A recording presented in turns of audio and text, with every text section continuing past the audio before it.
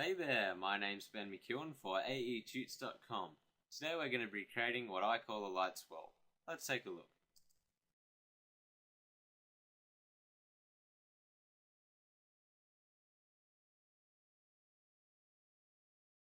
So this effect may seem pretty familiar, because some people have created it with a still camera and waving a couple of lights around everywhere, kinda like creating a stop frame animation. But in my opinion, in After Effects we get a much smoother and much nicer looking result. So let's jump into After Effects and get started. First of all, we need to get our footage inside of After Effects to start working. To do this, we go File, Import, File. I've already got my file in here, so we'll continue to the next step. Click and drag our footage onto the Make New Composition button. So you can see here our footage is automatically placed inside a new composition with the same settings, same frames per second, same everything. Big time saver. Next, we'll create a new solid. To do this, go Layer, New, Solid. Or you can use our shortcut, Control Y. Now it doesn't really matter what color we use. I'm just using Magenta, and click Make Comp Size and OK. Now for the actual streak of light, I'm using a particle generator called Trapcode Particular, and in my opinion it is the best particle plugin you can get for After Effects. If you don't have it, you can get a trial from www.trapcode.com, or you can buy the full plugin. So we'll type in here Particular, here we go, and click and drag it onto our Magenta solid. Now before we go any further, I'm going to name our layers. So we'll click on them, hit enter, and we'll type in footage for this one, and particles for this one. It's pretty important to keep your project files really organized. It just helps you later on down the track when you have multiple layers and you've got no idea what they are. So when we scrub through the timeline, you can see our particles are kind of spewing out at this point in the center. So we need to make this point follow our finger. So to do this, we're going to go Layer, New, Null Object. And we'll drag this over to our finger. Okay. Now make sure this is selected and hit P to reveal our position properties. And we'll click on our particles, toggle down our emitter controls, hold Alt and click Position XY. And I'll drag this up to give us a little bit more room. So click in here, delete that, click on our pick whip and hold it and drag it up to the word position on our null object. And release and just click out. So essentially what this is doing is getting the position XY, so pretty much the position of our null object on our particles, and linking it to the position of our null object. Now I know that sounds a little bit confusing, but in the long run it makes our work much easier since we're going to be linking quite a few things to our null object here. So we'll click on the stopwatch for position on our null object, which will create a keyframe and start us off animating. So I'll zoom in a little bit, hit page down, reposition. We're trying to position this little point here, the top left corner of our null object on our finger. Just dragging around, pressing page down for next frame, and clicking and dragging. And we want to do this for the whole project, the whole clip should I say. So if we keep clicking and dragging, we can turn the visibility for our particles off if it gets in the way, and we just want to do this, like I said before, for the whole clip. Okay, so you can see our null object is sticking to my finger here pretty well. If we turn on our particles, now you can see it's kind of spraying around and going crazy. I mean, this might be what you want, but for this tutorial, it's not. So let's go ahead and fix that. We'll set our particles per second to 2000, which you can see it's created a lot more particles, and it might slow down your system a little bit. We'll keep scrolling down, set our velocity to 0, our velocity random to 0, and our velocity from motion to 5. So pretty much this means everything's not going to go crazy, but we still maintain a little bit of motion, and it keep some life in our particles here. So we'll keep scrolling down, set the life to 1 second. Keep going down, sphere feather, we'll keep it 50. Size we'll set to 1 also. Keep going down, and we want to lower our opacity just enough to keep it solid, but so we can see through the tiniest bit. So about 65 looks good to me. So now if we scrub through from the start, we can see it's looking pretty cool. Now, except one problem. When it goes behind, we still have our particles on top. That's a problem. So how are we going to fix it? I'll show you now. Go Layer, New, Solid. We'll choose a different color this time. Let's say orange. Click OK, click Make Comp Size, and hit OK again. Now again, we'll name these Matte and Finger Track. Now drag our matte just above the particles, turn the visibility off, click our pen tool, and we just want to draw around the arm here, just like this. Okay, and we'll toggle down the arrow and get to our mask properties, and if we set the visibility on for our matte, we can see we've got a big orange color over here, which isn't what we want, but we need it to kind of visualize our blur along the edge here. So we need to unlink our mask feather, and on our x-axis only, just drag it up a little bit. So you can see it softens out the edge and makes it blend in much more. That's pretty good. Second thing, we need to click the stopwatch next to mask path. So that's set to keyframe here, and we're ready to animate.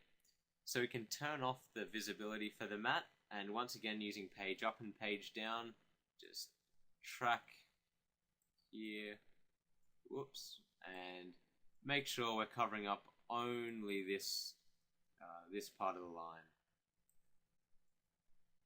So I'll go through this and pause the recording.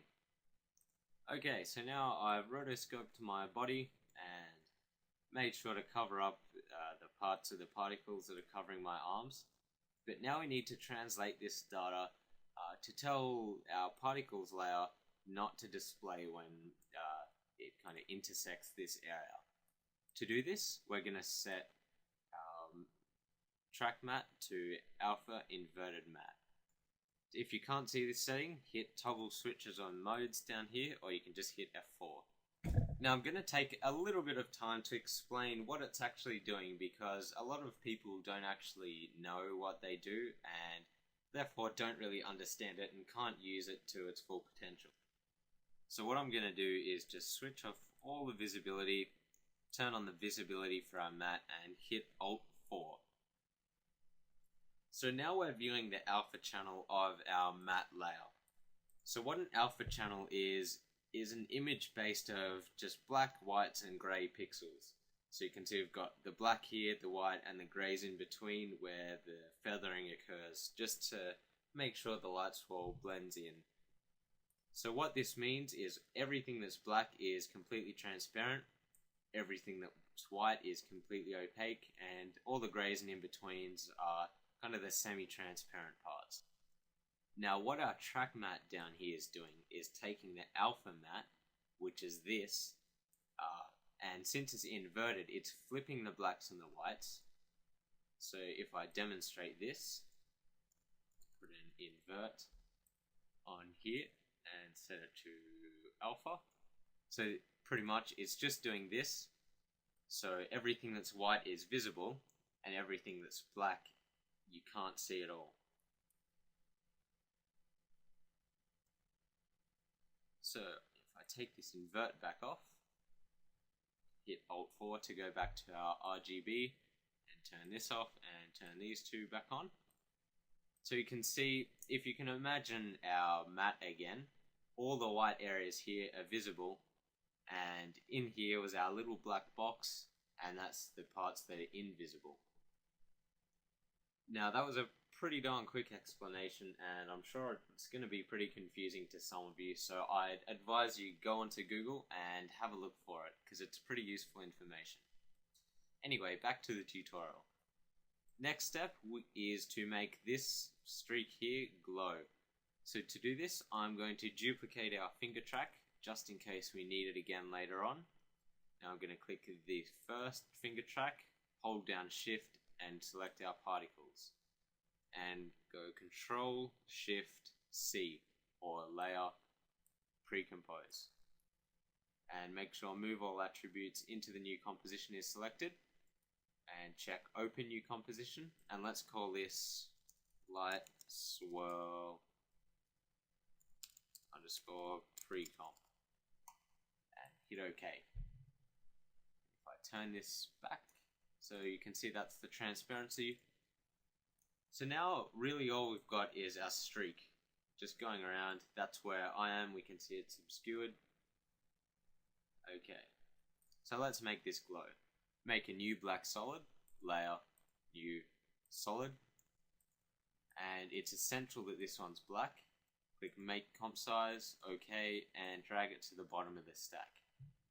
Next, we'll go Layer, New, Adjustment Layer, and let's find our Fast Blur Effect, and take it to about 5, and click Repeat Edge Pixels. And we'll set our mode to Add. Now we'll click off, click on again, and hit Control D, Control D, Control D to duplicate them 3 times. Now I'll click on our first duplicate, set the blurriness to 20. The next one, set it to 40. The next one, set it to 200.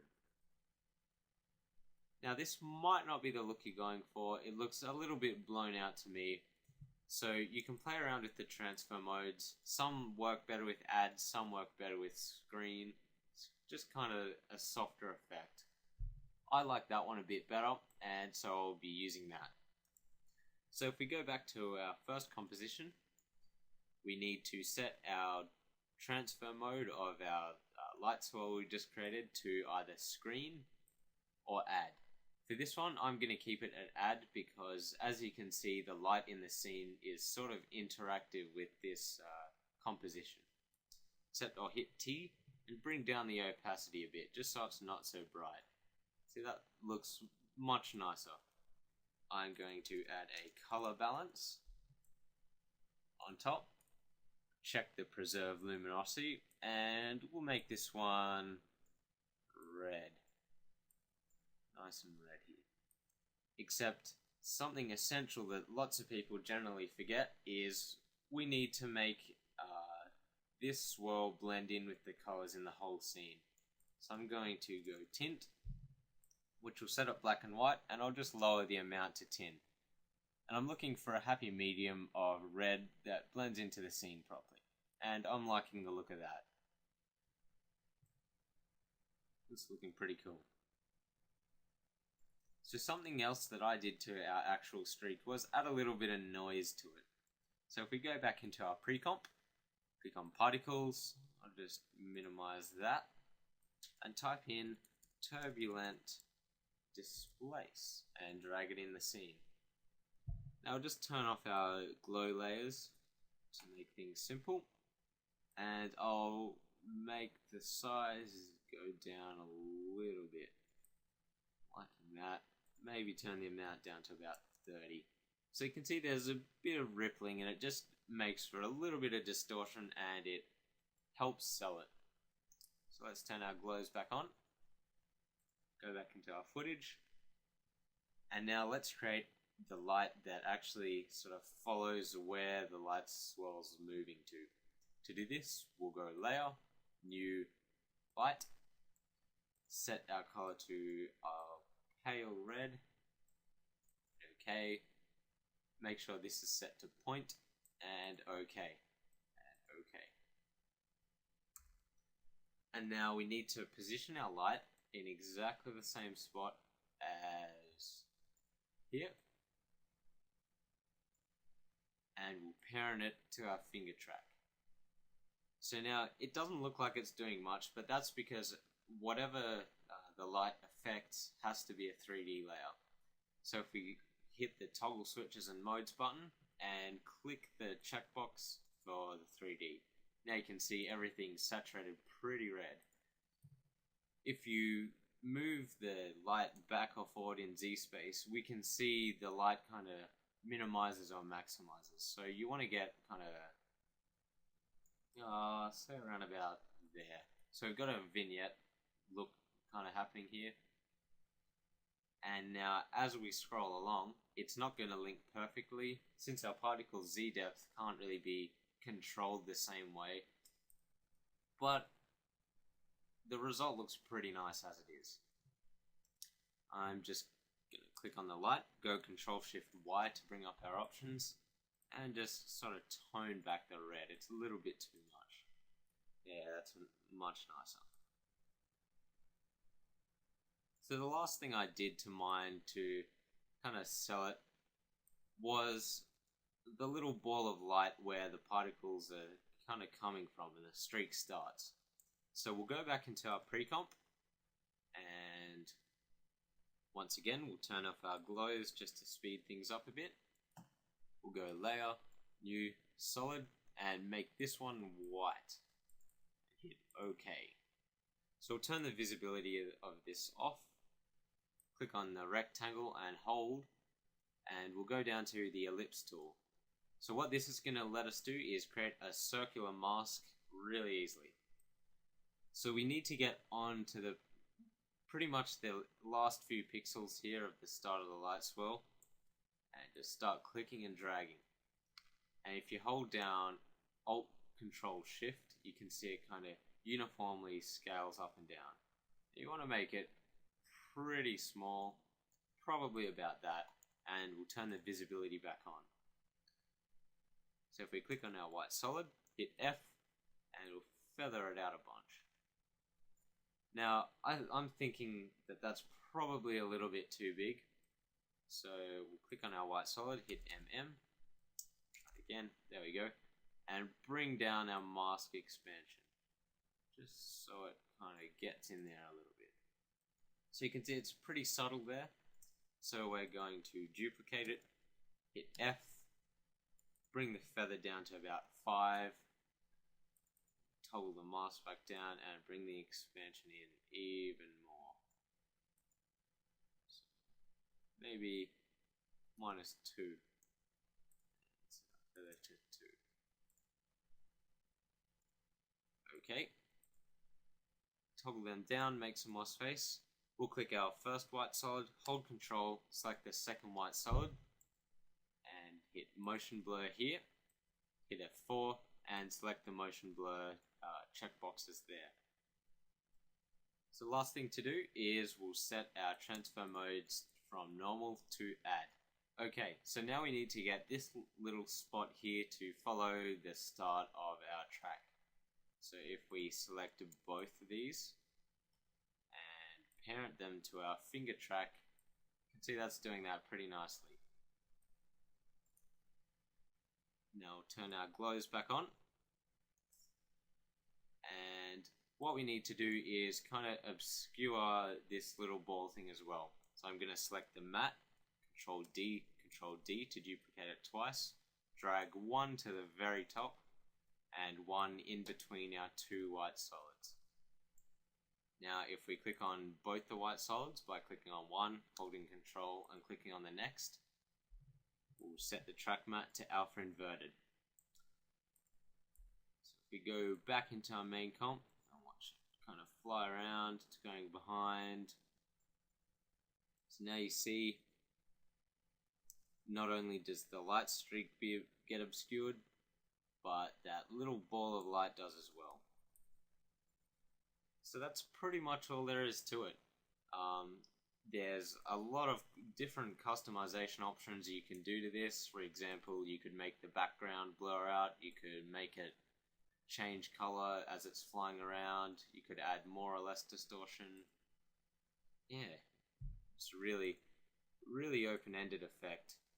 Anyway, I hope you learned a bunch from this tutorial, not only how to make a light streak, but a couple of other things about the program. Just leave a comment below and tell me what you think. Once again, my name is Ben McEwen for aetutes.com, and thanks a lot.